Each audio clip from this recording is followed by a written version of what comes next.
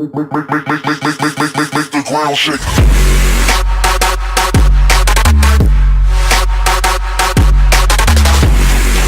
I'm going to share with you what I believe is the most important part as a sales professional you need to know, and it's about how do you get that close. What is the code that is going to turn you into the top gun, top 20% salesperson in your organisation if you're a sales professional, or if you're a business owner and you need to learn how to sell. This is the secret. This is what I've learned since 1999 in a professional career of sales, that's going to enable you to copy and implement these strategies straight away into your business or into your daily work plan if you're a sales rep, and it's going to enable you to basically close more deals. And if you close more deals, at the end of the day, you're going to earn more money, be it through commission or through your own business, and that's the goal. That's what you want to do. And so I want you to enjoy doing it.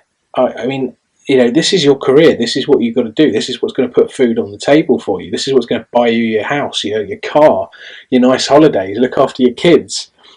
And it's just so important that you learn how to do this correctly, because ultimately that's what's going to make it more enjoyable for you, instead of you sitting there stressing about where your next sale is going to come from, or stressing over how you're going to pay the bills next month.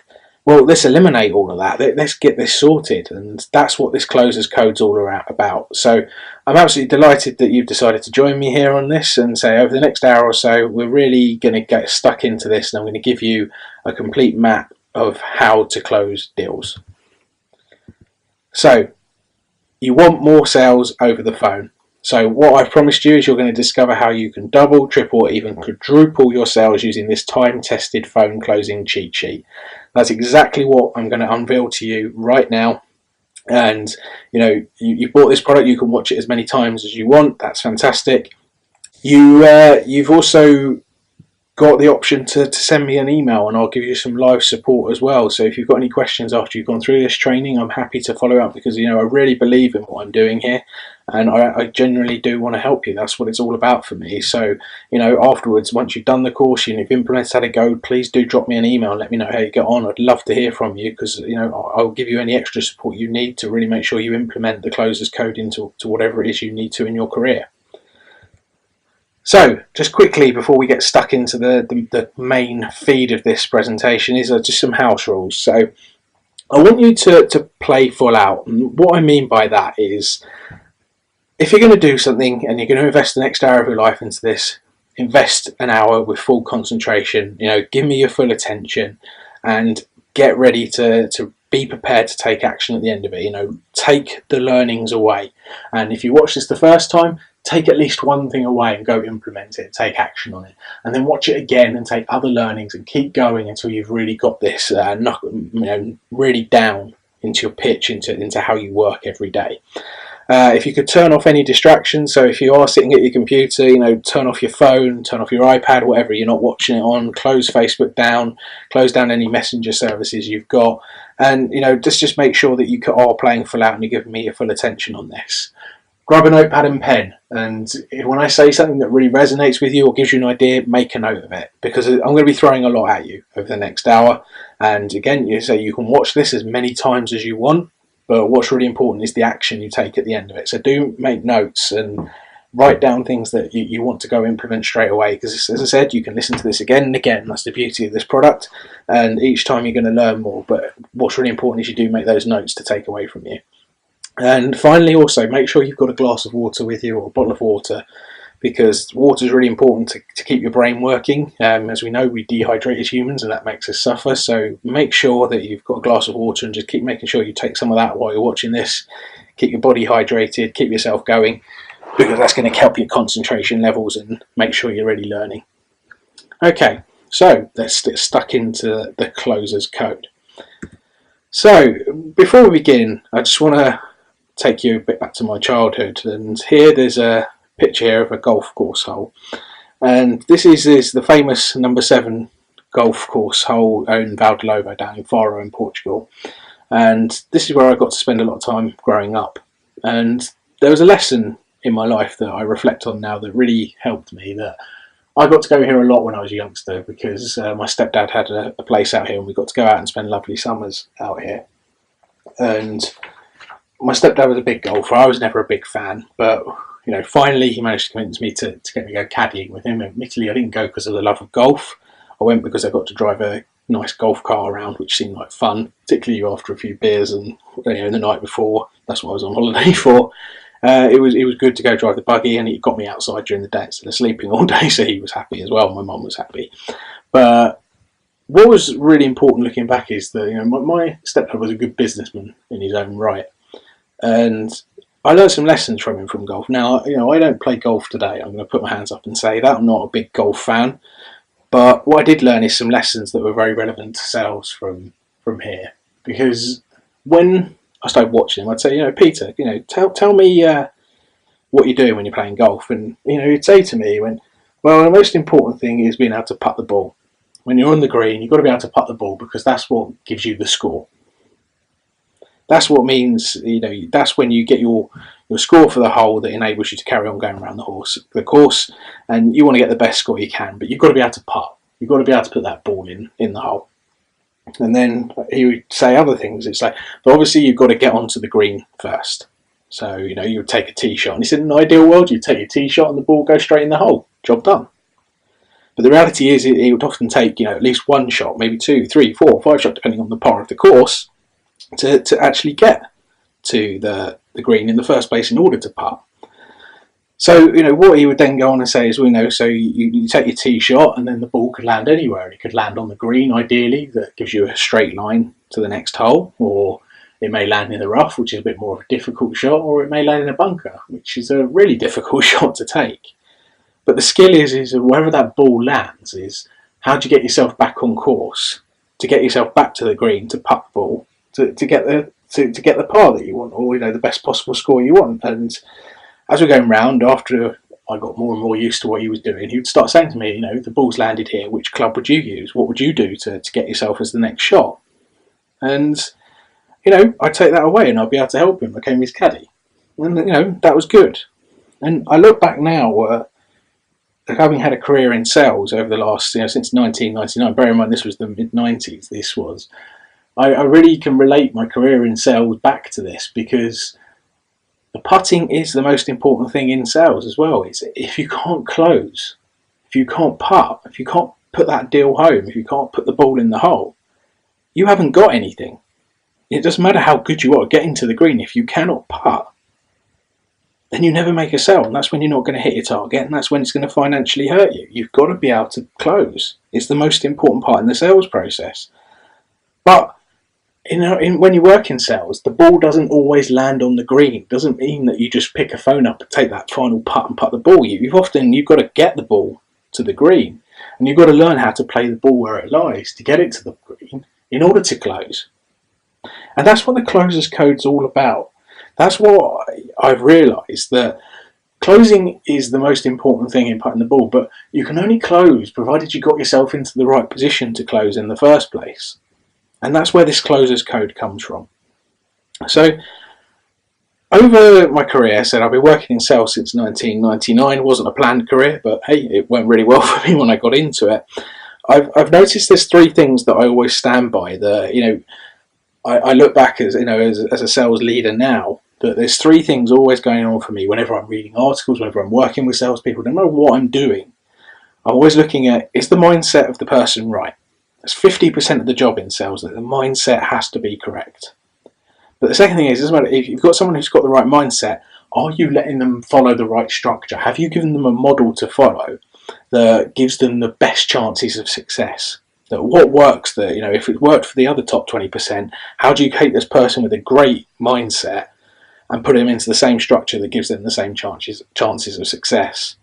And then the final part is salesmanship, where there is an art to sales. If you think, if we took a professional football player, soccer player, if you're in the US, they don't just turn up at a field on a Saturday afternoon and suddenly become the best player. It's the hours and hours they've invested to become great football players, and that's what you need as a salesperson. You've always got to be learning and growing and investing in yourself, doing the training, putting in those extra hours. Again, another example of the Beatles that Malcolm Gladwell talks about in one of his books is that the Beatles were a very bad band, and they went over to Germany, where they ended up playing for hours and hours and hours on end for months, and they put in so much time.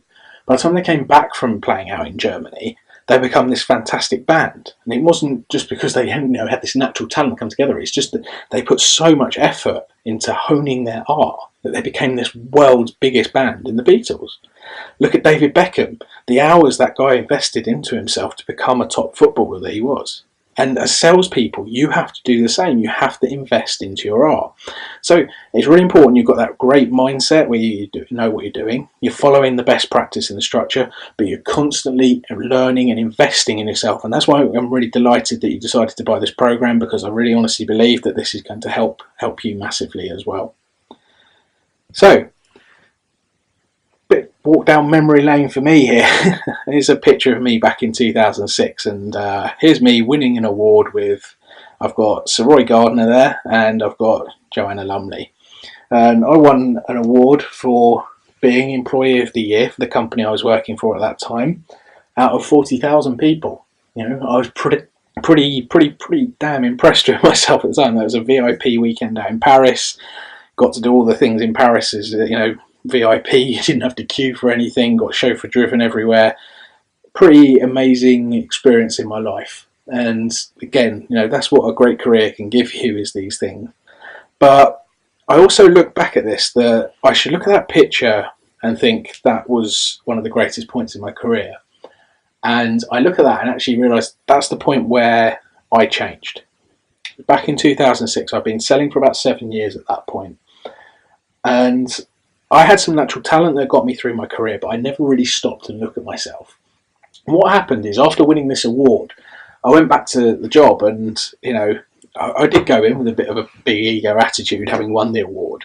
And I'd realised all that I'd done is it actually, people weren't coming to sing my praises or anything like that. What people were doing were actually, it put a big bullseye on me, where people wanted to start challenging what I was doing a bit more. They wanted to know, oh great, well, if you can do it, get us all doing it. And I really struggled at that point, because I'd only ever really had to look after myself up until that point. I hadn't really had to think about, well, how do I take what I'm doing and train other people on how to do it? How do I teach other people how to be good salespeople? So this was back in 2006, when I really started investing in myself, and I started looking at the science of selling, what makes a top salesperson. I started looking at what are the things I do really well, but what also were the things I could learn from others. So I started sitting with the other top 20% performers, and I started learning from them as well, and I started taking action off of what they were doing. I'd sit with the bad reps and start looking at what they were doing and trying to understand, well, why is it that it's not working for them? And I came up with these systems that really enabled me to understand what was going on in my own thought processes at the time. But also, what was really great is it enabled me to get into coaching and helping poor performers become great performers, but at the same time also helping top performers start understanding why is it they were so good. And it just enabled me to build this wealth of knowledge and experience in my art of sales. I learned back then as well, 2006, I had a really great manager, a guy called Phil at the time. And he said to me then, he said, John, if there's one thing I'd recommend to you, is learn one thing a day about what you do. And since 2006, every day, Monday to Friday, without fail, be it read a chapter of a book, watch a video on YouTube, speak to someone who's a master of the art of sales, is I've learned one thing that I've gone and taken action for and implemented. And that's what's really helped my career continue to grow where we are now, several years later. I've been working in sales for now coming up to 16, 17 years now. It's made me be a really strong sales leader, because I can really help people, and I genuinely love helping people. And what it enabled me to come back is, since 2006, I came up with what I called the 6 pillars of sales success, where there's these 6 boxes that you follow, and that's what enables you to close deals successfully, get delighted customers, allows you to forecast properly, it allows you to plan your own success. And as I've gone on, I've honed this, and I've now actually called this the Closer's Code. And I'm going to share this now with you of what the Closer's Code actually is, because this is something that if you go implement it into what you're going to do straight away, your success levels are going to dramatically improve. This is a system that has enabled me in the career. You know, I've now managed over 300 salespeople, and that's growing. You know, I've seen the best, I've seen the worst, I've seen the worst become the best, I've seen the best go on and be even stronger into other roles, into other careers. I've seen it, done it, got the t-shirt. I've walked my own walk with this. You know, sorry, walked my own talk with this. Where, you know, on my own level, I've sold deals for $50 a month. I've sold a deal for $9 million in my career. I think if you added all my deals together from all the teams I've managed as well, I think I'm at over $300 million in revenue in terms of deals closed. And for the second half of my career, or you know, from 2006 onwards, it's been very much around this closers code, about what's worked and why it works, because I just follow this religiously. I have a success system that gives me money at the end of it, and that's why I love working in sales. I get the results that I want, and I earn the money that reflects the effort I put into it. So let's begin there, where I'm going to start on now revealing to you what the 6 steps of the closers code actually is. So the last step is obviously close, putting the ball. You've got the ball to the green, you've got to putt it. But we've got to look at, well, how do you get the ball to the green? What's the shot before that? Well, you've got to look at the offers that you're making people. What are you doing that means that your chances of getting the putt and the ball landing on the green dramatically increase? You know, what are you doing at the offer stage? To get to the offer stage, well, what have you done to build value with your customer? How have you actually built the value so you've given them something that is just, they have to have it? How have you done this? What have you done and discussed with them where buying from you makes complete sense? There isn't an alternative, that the deal is going to be a done deal. Well, before you know that you want to get into that, where you've built the value with the right person, you've got to find out that you are actually dealing with the right person, the right company, and you've actually qualified them correctly. Because if you haven't done that, well, you know, you can't sell to someone who doesn't need what you want to sell to them. You've got to make sure that you're dealing with the right people in the first place. And in order to find out if you're dealing with right people in the first place, you've got to have people to find. You've got to go prospecting. You've actually got to go find these people to make sure that you've got a pipeline there to qualify, to build value with, to make offers and then close. And that's tough. This isn't easy. It's a tough job. But if you're following a system where you're going from box to box the whole time, where you're just going along each step, then you know that you're going to end up being successful at the end of it. But what makes the difference is the motive that starts it all off. If you're not motivated at what you're doing, if you're not speaking to everyone with absolute 10 out of 10 excitement, why the hell is anyone going to buy from you? If you don't honestly, you sound like you're enjoying what you're doing and believing what you're doing, no one's going to buy from you. Because at the end of the day, that's what people do, is they buy from people they know, like and trust.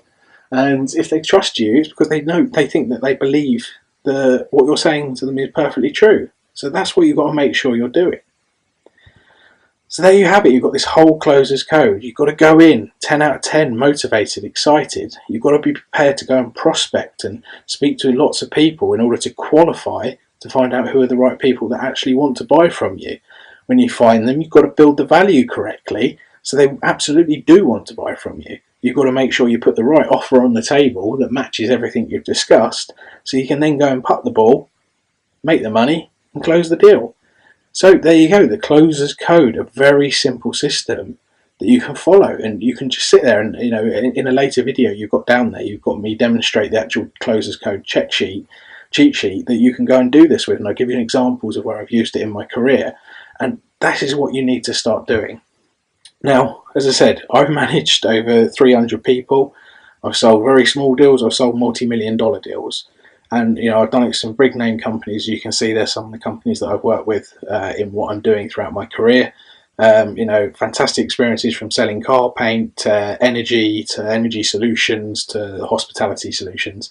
You know, very different markets, very different ideas and solutions, but the closers code is applied to all of them, and it's allowed me to sell in whatever I've ended up doing. So let's talk about the first step in the closers code. So motivation, for me, this is actually 50% of the job. The motive for why you're doing this every day. You've got to come in sales. It's not a job you can hide. Your results are everything, and it's your results that get you paid. If you can't close, you do not make money, and it's as simple as that. You've got to come in with this very selfish mindset, this very selfish motivation, that allows you to overcome any of the negativity of others. Because in a sales floor, there is going to be people, there's going to be negativity all around you. If you're a business owner, you speak to other business owners who aren't doing too well, there's going to be negativity everywhere. And what's really important is you have to put your shield up to protect yourself from that. Because you've got to remember, these people do not care about you. As much as they may sound, is what they're actually trying to do is justify to themselves why they're not being successful. And you have to be able to put your shield up to protect yourself from that, because these people do not care about you. And you hear all these bullshit excuses like, oh, there's no money at the moment, people aren't spending, nobody buys at this time of year. It's all complete rubbish. The only thing that's stopping you from being successful is you. You've got to have the right mindset that prepares you to come in and be excited at what you're doing, being prepared to smash the numbers that you need to do. You've got to be excited, you've got to be playing full out, you've got to be 10 out of 10. And if you're not willing to do this, then every other step in this closes code process is going to be 10 times harder. As I said before, people buy from people they know, like and trust. And if you're not putting that energy in up front, people aren't going to believe you. Everyone you speak to has to genuinely believe you want to help them. They've got to hear that you believe in what you're doing. And they've got to understand that you understand who this is helping, that why you're talking to them is really going to help them realise the value of what you can do to help them in what you're selling. You've got to be consistent in your behaviour of achievement. You've got to be doing the right things every day, whether it's spending 6, 7 hours on the phone a day, whether it's 2 hours, 4 hours, whatever the number is for your industry. How many unique prospects do you need to speak to a day? What is it you need to do in order to hit your target and make your money? You've got to be absolutely 100% unashamed about promoting to yourself, to your prospects, because you've got to know it's your duty and your obligation. It's completely your responsibility in what you're selling. And the more you do these things, the more you believe in what you're doing, the more you understand who it helps, the more you realise the value of what you're doing, the more consistent you are in your behaviours, the less unashamed you are about promoting yourselves, and the more you know this is your duty, the more you actually genuinely end up helping people. And it's when you help people, you help your prospects become customers to help them solve the problems, the issues, help them achieve the goals that they want. That's when you're going to get paid. And that's when you're going to get paid really well for it. So, for me, motivation in sales is absolutely the biggest issue. I'd say in a lot of the coaching I've done in my career, without fail, this is one where I spend a lot of time. Before, people come in and say, oh, I want to learn how to close more. And, I say they come in, they want to close more. Actually, it's like, tell me what your problem is. They're like, oh, I want to close more. And they're really down, all my results suck, I can't do this. If they're not even excited about what they're doing, why is anyone going to buy from them? You've got to make sure that you understand how to be 10 out of 10, super excited every day, being prepared to unashamedly promote what it is you're selling. You are the best person to buy it from. You know what you're talking about. It's all this value realization that comes from just realizing that people are buying the confidence that you sell them. People want something, they will find the money to do it. People love spending money. People always will be prepared to spend money. People spend money on water, bottles of water every day. Water's free from a tap in most countries, yet it's a multi-billion-dollar industry where people buy bottled water. Just think about that. And there's a problem in the economy at the moment. People, I see it all the time, coming into offices, they're drinking their posh coffees they've gone and bought. Hell, for the price of one posh coffee that you buy from a retailer, you could probably have 20 of your own if you went and bought the jar yourself. But people will buy something if they really want it. It doesn't matter if they've got no money. People tell me, look at things like people that are smoking. Oh yeah, I haven't got enough money yet, I smoke. It's like, smoking's really expensive, yet they find a way to do it because it's what they want. And you've got to understand is that the biggest thing people are actually scared of is making a mistake. They're not actually scared of spending money. They're scared of making a mistake.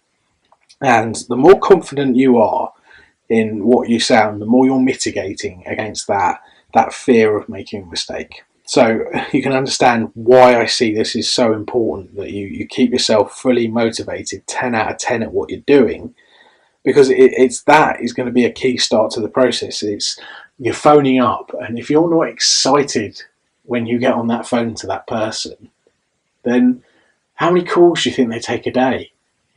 They just want to hear from someone who's a bit different, who brightens their day up somewhat. They don't want to speak to the same person who just then starts pitching down the phone going, hey, buy my stuff, buy my stuff. They're not interested.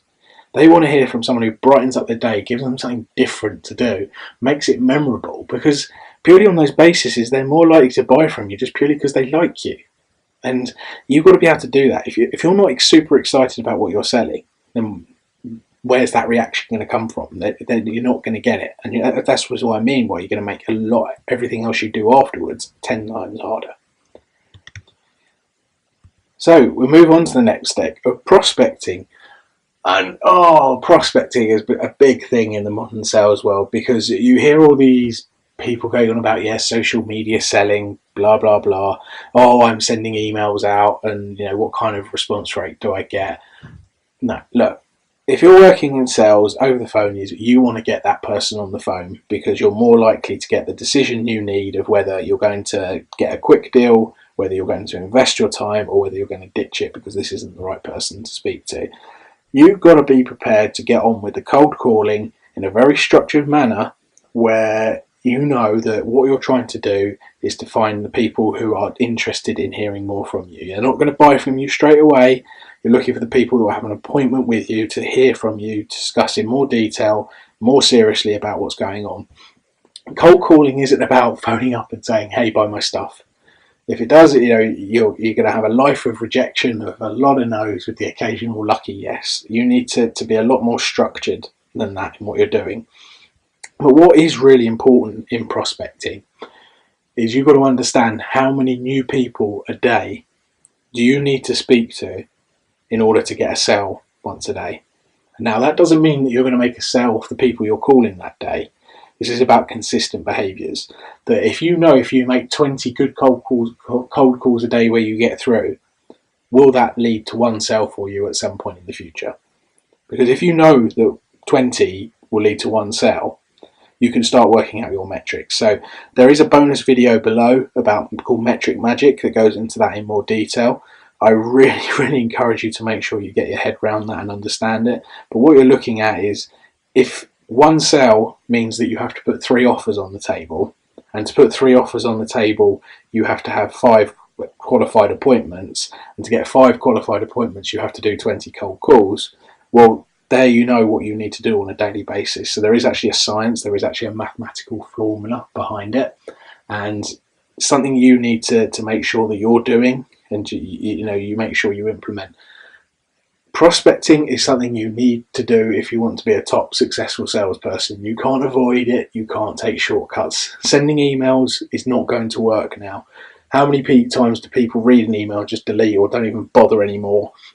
Ends up in a spam folder. How many emails do you get a day that you're actually interested in reading? Very little these days. Don't rely on email. Don't just think, I've done some Twitter, or I've done some Facebook, I've done some LinkedIn. It doesn't matter. You've got to have a system of what's going on with all of that means that you get genuine qualified leads out of it. So, great, you've been doing your cold calling, you've got that hammered in now, but what's really important is a lot of people that they do cold calling, and then all of a sudden they get very excited because someone actually wants to listen to them, and they go off, spend hours pitching to them, and then the person goes, well, that's great, it's very interesting, but I can't buy from you. My company's not interested in this. Ladies and gentlemen, big sales tip for you here. Please start qualifying up front. Let me say that again. Please start qualifying before you start pitching. Find out that you're speaking to the right person. Find out you're speaking to someone who's actually got a need for what you're selling. Find out if there's any urgency of how quickly they need to do it, and do they actually have the money to do the deal. If you actually start putting this bit up front and doing this first, what you'll actually find is you're left with a nice tight pipeline of really good prospects who will buy from you at some point in the future, because you found people that you've built a relationship with, and you're speaking to the right person. Hey, they may not buy from you right now, but at least it's someone who does fit what you're trying to sell. you've got the right person, and you understand what's going on for them. If you don't do this, you're going to end up wasting a lot of time. I look at people who have very poor conversion rates, and they go, oh, I've done this pitch, I've done that, customer sounded really interested, and then they just keep stalling me. And they're stalling you because they're often you're not speaking to the right person in the first place, or you're speaking to a company that, while they do love and would love to invest in you, they're never ever going to have the money because they're not the right type of company that you should be selling to. So you've got to make sure that you qualify up front and start doing this properly, because you're only wasting your own time afterwards. And what we realise in life, time is the only resource that actually runs out. You can only ever spend that minute once. You never get that minute back again. And if you're wasting all those minutes on people that are never ever going to buy from you, then you're actually hurting yourself. So I really encourage you to make sure you start qualifying up front and investing the time. So, the four things for me, there's hundreds of different qualification models out there. And, if you work with me over time, I would share more of them with you. But for me, I use actually a very simple 4-step qualifying process up front. Authority. Am I speaking to someone who's in authority to make the decision? Need. Am I speaking to someone who actually needs what I'm selling? Do they need my service? Do they need my product? Is there actually a fit here? Urgency. Are they likely to buy quickly, medium term, long term, or never? So I know what action to take afterwards. And money. Do they have budget now? Do they have budget that has to be spent in the very near future? Or is it something they're going to have to invest in, so I know what I've got to do to really justify to them of why they need to spend money with me? So, I call that ANUM, A-N-U-M, authority, need, urgency, and money. I'm going to put on another bonus video where I'm going to go into that in more detail with you as well. So please make sure you watch that afterwards. But, start qualifying up front, just using that basic model, if anything. There's a lot more models than that, but just start using that basic one up front. Okay, so next step, value. Building value. You have to build value with your customers. And it took me a very long time to really understand what building value meant. And I still see a lot of confusion out there because it's not a real phrase. You don't go, I'm now building value with you. You don't say that as a human. It's something that just naturally happens if you're doing your job correctly. But what you need to do is you need to take time to find out what the person you're speaking to, what problem have they got, what's giving them a headache, what's keeping them up at night, or what is it that they're so excited and they're staying up at night about because they're dreaming of achieving something. What can you do if you know that they've got a problem they're going to move away from, or they've got a goal they want to move towards? How can you help them by them investing in your services or your goods? How can you help them achieve that quicker than they can if they don't use you? And that is what building value is about. You've got to take the time to really understand that people, as I say, will always be prepared to spend money, but they will spend money on their terms because they understand why they need something. And whatever you're selling is actually a vehicle to help them achieve that. And that's what they've got to understand when you're speaking to them. So if you phone up and just go, hey, buy my stuff, and start ramming your pitch down the throat saying, and here's my 10 features and benefits, blah, blah, blah, they're probably going to just sit there listening to you like going, what the hell is this loony on about? Whereas if you actually talk to them and actually find out, what's the goals for your business? What's going on? What's keeping you up at night? As a subject matter expert in what you're selling, which is one of the things you need to make sure you are, if you've doing your job correctly, what you're doing is you're matching, say, your features and benefits. You're hanging them onto what they're telling you. So if they're going, I've got problem A, B, C, but I want to achieve X, Y, Z. Well, what you're doing is you're finding out how your product helps with moving away from A, B, C, and it helps them achieve X, Y, Z. Does that make sense? It's really important that you find out these things and make it relevant to them. You're there to be their trusted advisor. You're there to assist them. You're there to help make their life easier. You don't phone up just to slam something and ram it down their throats. It's because it's relevant to their business needs. It's relevant to them. It's relevant to why they need it. And it's establishing that need is how you're going to build value. And you've got to take the time to do this. You've got to make sure that they understand exactly why they bought your service. They've got to understand exactly why your service helps them achieve it, because that's what they're going to go around and start telling other people around, which in turn is going to help build your reputation and sell more. So there's a lot tied into this. You've really got to make sure that you do this correctly. So again, I'll put a bonus video on giving some examples of building value. I've got plenty of examples of that. I could talk about apples and bananas and oranges and bananas to you. I'm sure you've seen The Wolf of Wall Street, where he starts going on about sell me this pen. It's understanding what actually is going on there. It's actually understanding how to answer that question, sell me this pen. And it's all about the value, establishing a need and showing them how you're going to help that person get there quicker than anyone else, help them achieve it quicker than anything else that they could do by using you. Okay, so we've established the value. Now, again, find a mistake often people meet here. They do a great job in building value, and then they go straight to a close. When we're not quite there yet. There's another step we need to do just to guarantee that we're going to get this deal, and that's actually make an offer. We want to make an irresistible offer to our clients, so they know exactly what they're going to get from you, exactly why they're buying it, exactly how much it costs, and it's setting out all the actual expectations of what they're going to get. It's such an important step that people get lazy at this point and they forget to do it because they think they've got the deal in the bag. What you actually need to do is actually be the complete opposite and go the extra mile at this point, because I guarantee you, if you're a salesperson going that extra mile at this point, again, the value, the trust is all there. Where if they've told you, if a customer's told you they don't want ABC, you make sure that you document that in the process, in your offer. If they told you they want XYZ, you make sure that you document that in your offer. You then explain how your offer is going to help them move away from ABC. It's going to help them understand how they're going to achieve XYZ. You're going to go on so beyond the call of duty. The excitement of their customer is huge. You're making them feel special. They're going, oh, I've got this massive headache, and this guy's come and giving the painkiller, and it's there, it's in front of me. I want it. I'm going to take it. You're helping them get really excited about this. You're helping turn their dreams into reality. You're helping getting rid of their headaches with this painkiller. You're giving them specifically what they want. And that's ultimately what sales is find out what they want and go give it to them. But again, it's a key part of this process that's often left out.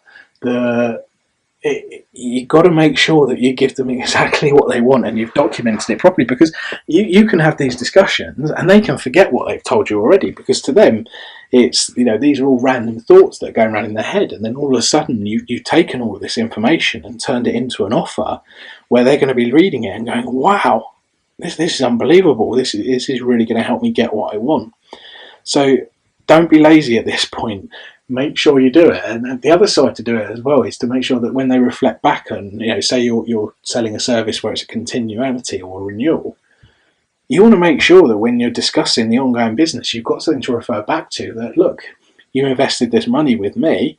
Did we achieve what we set out to do? And then they've got something to measure it against. Because if you actually smashed the goals of what the original offer was about, you're not going to have any problem renewing with them, and you have to establish more value with them.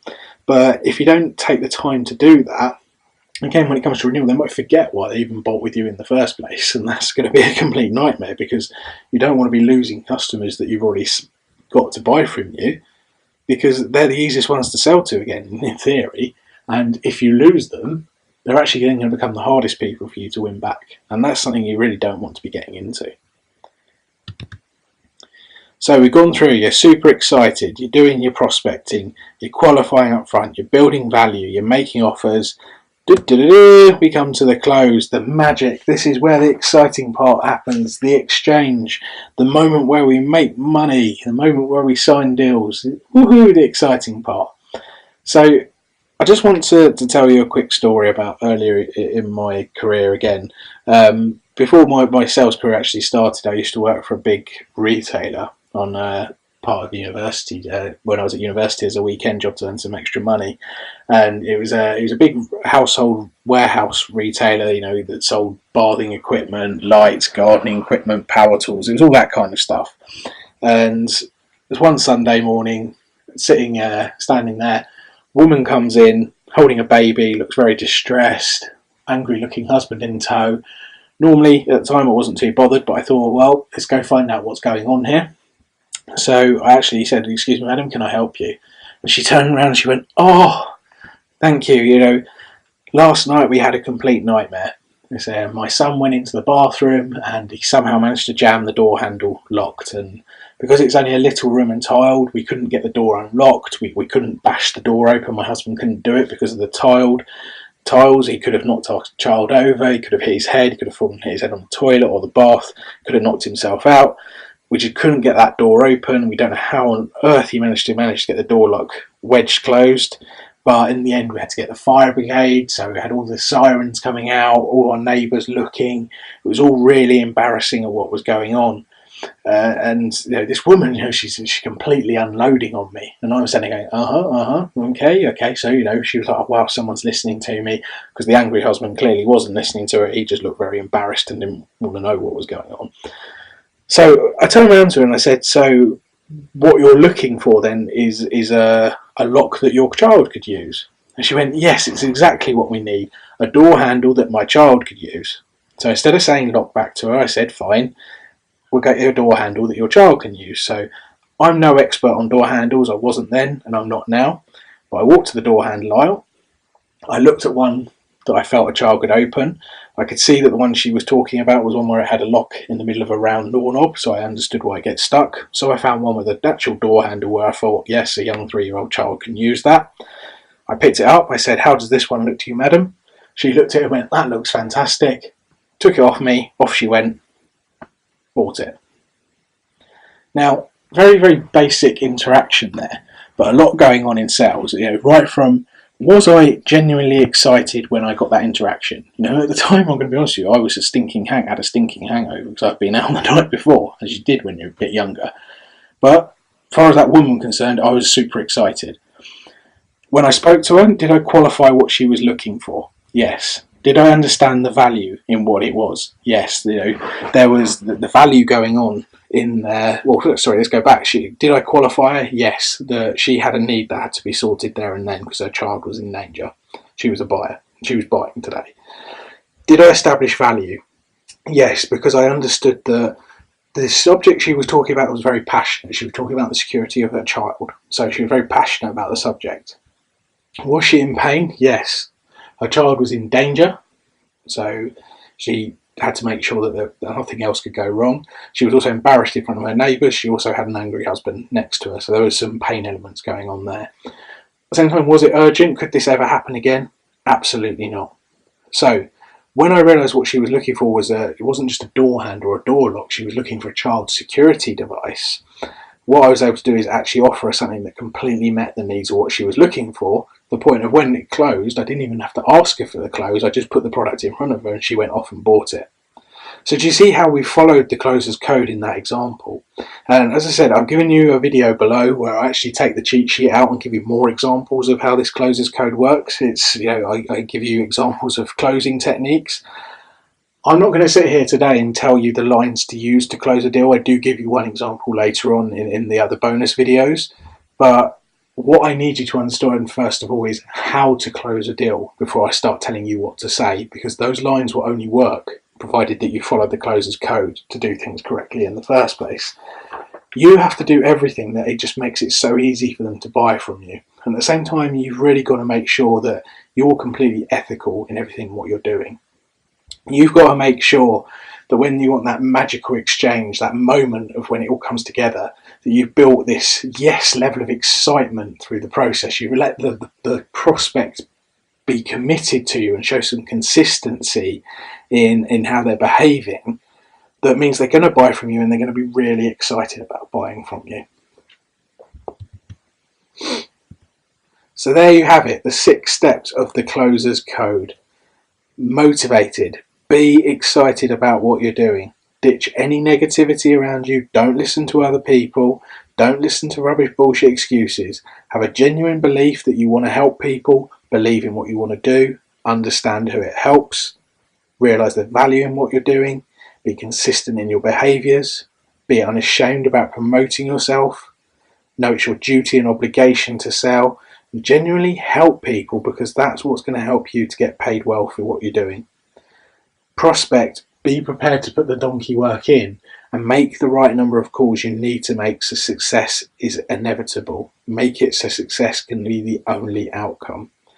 Increase your chances of success by qualifying up front. Make sure that you're only pitching to people who are actually going to buy from you, who are only actually interested in what you're doing.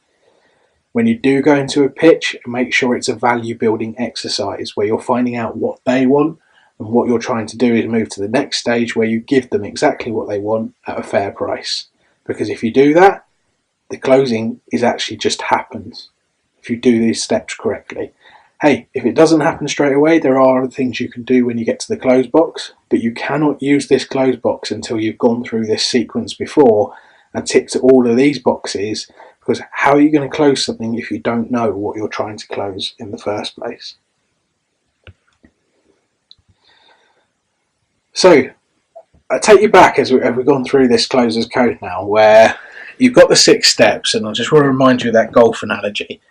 Remember, sales is like golf. When you putt the ball, that's when you get your score. Sales is the same. When you close, when you putt, that's when you get the score. You want to make sure that when you are putting, you're putting on par. You're doing it in the right number of shots. You know, you've gone through this closer's code and done it in the most effective manner.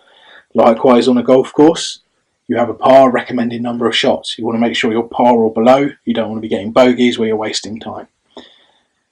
How many shots did it take you to get to the green? Were you able to play the ball wherever it landed? Have you got that sales savvy to know that if the ball lands on the green, on the fairway, how do you get it to the green? If it lands in the rough, what's the next shot you take? If it lands in the bunker, how do you get yourself back on track? But ideally, the real expert is getting a hole in one. When you take your tee shot, how do you get straight all the way through to the ball being putted all in one go? So there's a lot of similarities between golf and selling, just to give you an idea. But if you cannot putt, if you cannot close, you don't score. And it's the scoring that is the important part in sales. If you don't do that, then you don't get anywhere. And just remember, everything you're doing fits into one of 3 things. Is your mindset correct? Are you in that mindset where you believe in what you do, you understand who it helps, you realise the value of what you do, you're consistent in your behaviour of achieving it, you're unashamed about promoting yourself, you know it's your duty and your obligation to do it, you genuinely love helping people because you want to get paid for doing it. You want to follow a structure. You want to make sure that if you know what the top guy's doing in your team or the top salesperson is doing, how can you follow? How can you model what they're doing so you can take on their success as well? What is it? How do they approach their first call? How many appointments do they do? How do they close? What is it they do to specifically get there? Finally, salesmanship. And this is the biggest tip I can give you to take away from this. Every day, invest in yourself as a sales professional. If you want to be truly the best at what you do, then you have to invest in yourself. If you don't invest in yourself, then how on earth are you going to become the best at what you want to do? And in any field, look how long a doctor goes to university for. Look how long a lawyer goes to university for. Think how many hours a footballer does before they become famous. Think how many hours of practice a band makes. Sales is no different. It's your art. It's what you need to do to make sure that you're the top of your game. And the biggest tip, the takeaway I can give you, take one thing every day, learn it, apply it, make a note, add it to your sales toolkit. Whatever you do, you need to take massive action because that's what's going to give you the results that you want. It's absolutely vital that you don't just sit. Knowledge is only power when you use it. It's very easy. In my career, I've sat and looked at spreadsheets. On the spreadsheet, I'm a multi-millionaire. But the fact is I haven't taken enough of the right action to actually make that happen yet at this point in my career. I've had a very successful career because I have gone the extra mile. but it's all about ongoing with the learning, that you've got to take massive action to get the results. So having watched this, please take the time to implement it. Implement it into your business, implement it into your day job, whatever it is you're doing, because it will help you close more. And when you start closing more and you realize you're helping people, you realize you're going to get a high level of satisfaction and you're going to be well paid for doing it. So that is the Closer's Code. I hope that makes complete sense to you. Please do watch this as many times as you need to, because you're going to learn something new each time. Success won't happen overnight, but I guarantee you the moment you start taking action towards it, it will. Now, just to supplement what I've done in this video, I've actually included some bonus videos below. So the first video is actually the Closer's Code cheat sheet, where you can download that as a PDF. What I wanted to do is do that, but also I've recorded a video where I actually give you some further examples of how I've actually used the Closer's Code in sales in my career, and giving you an example of when it didn't work for me. Or when I say it didn't work, it did work for me, because it stopped me wasting time on someone who was never ever going to buy from me. I talk about how selfish motivation is very important, so I've given you a bonus video again about how you can make sure that you're building your selfish motivation in the correct manner. Because again, if you haven't got the right attitude, if you're not super excited, you're making everything else you do 10 times harder. I've put together another video called Metric Magic. I talked about understanding the sums to know what does it take for you to make one sale. One sale is 5 appointments. Well, how many qualifications do you need to do? And how many cold calls do you need to make to get the metrics? Because then you can multiply it. If you know what it takes to make one sale and you need to make 10 sales, well, you multiply those figures out, because there's a science behind it. And then the more you start doing this, the better at conversion rates at each stage will be. We then moved on. We talked about qualifying and how you can do new well qualifying. So again, I put a video in to give you more examples of a very simple qualification technique that I did. We're using authority, need, urgency and money. The next video we then start looking at is we start looking at how to build value. So we look at, I give you some examples of some very basic things, looking at apples and bananas and how you can use that as a way to build value between humans and humans. Another great bonus video on irresistible offers, about looking at how to structure an offer where you can look at help someone move away from ABC types of pains to pleasures of XYZ, and how do you structure that. And finally, I do give you one closing technique. It's surprisingly simple. It's the 3-step close that I use. I probably use this close probably 70% of the time throughout my career.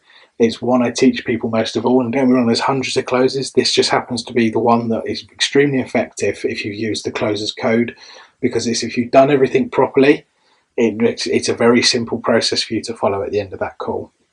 So we've got all of that. Wow, there's a lot there. So we've got the Closer's Code main video, we've done all the bonus videos. I've actually included a couple of extra bonus offers for you as well.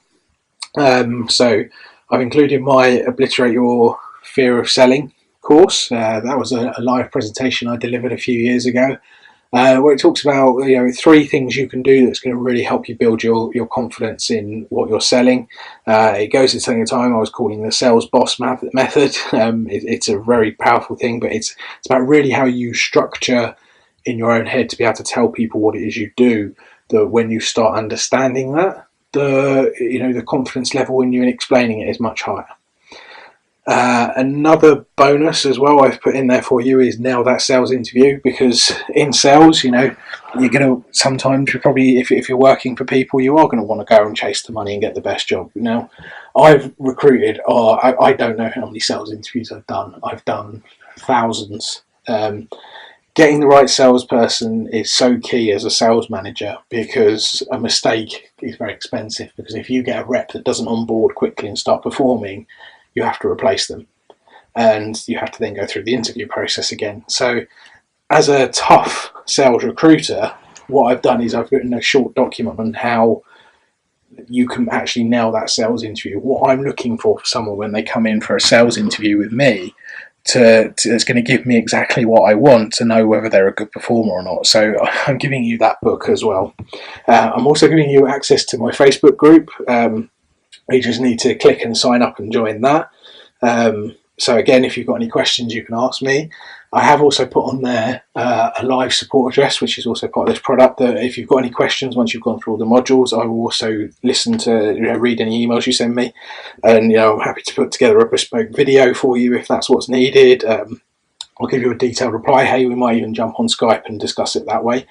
That's absolutely fine with me. As I said, I really truly believe in what I'm doing. I really genuinely want to help you, and I want to genuinely make sure that you do see the value in this product. So, do email me and contact me if something's not quite making sense to you, and we'll get that cleared up straight away, because, I want you to understand how this closes code is genuinely going to help you massively succeed.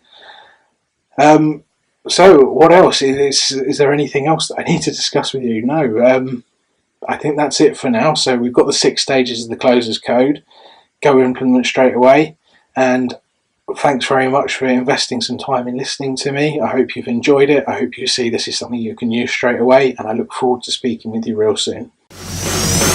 Make the ground shake.